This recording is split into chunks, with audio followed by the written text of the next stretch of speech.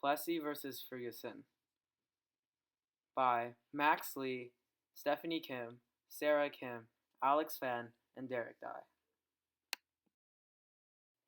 On June 7, 1892, a 30-year-old African-American train passenger, Homer Plessy, was arrested for breaking Louisiana law by refusing to sit in a Jim Crow car where black seats and white seats were separated. The Jim Crow laws were state and local segregation laws enforced after the Reconstruction period in the South.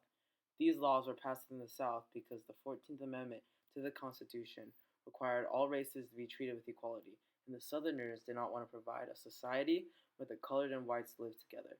These new segregation laws provided a separation between the whites and the colored, but it did not provide equality. Plessy's case was tried before Judge John H. Ferguson of the Criminal Court of New Orleans, who upheld the state law. Plessy then challenged the state law to the Supreme Court with the argument that it conflicted with the 13th and 14th Amendments. However, by a 7-to-1 vote, the court ruled that the state law only implied a legal distinction between the two races, and therefore did not conflict with the 13th Amendment. The court avoided discussion of the 14th Amendment, which gave absolute equality to all, by stating that separation did not mean a racial segregation between the two races.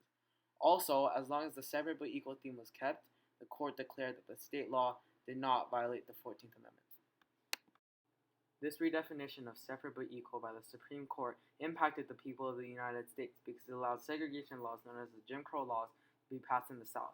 This meant that the quality of most facilities that were for black people were not exactly equal to the quality of facilities provided for whites. Theirs were much dirtier and not as sanitary as the white-only facilities.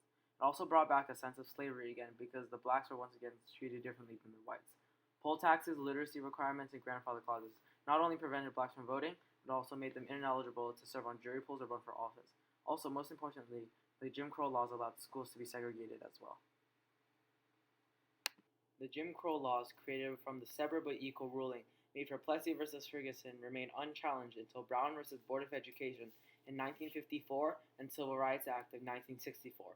In Brown versus Board of Education, the segregation of schools were ruled unconstitutional, and the Civil Rights Act of 1964 reversed all Jim Crow laws and finally brought equality for all in the United States.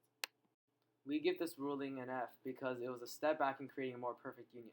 By allowing segregation laws such as Jim Crow laws, the United States wasn't being united. A perfect union would be created once people worked together, no matter the race or gender, but instead it split the country into whites and blacks.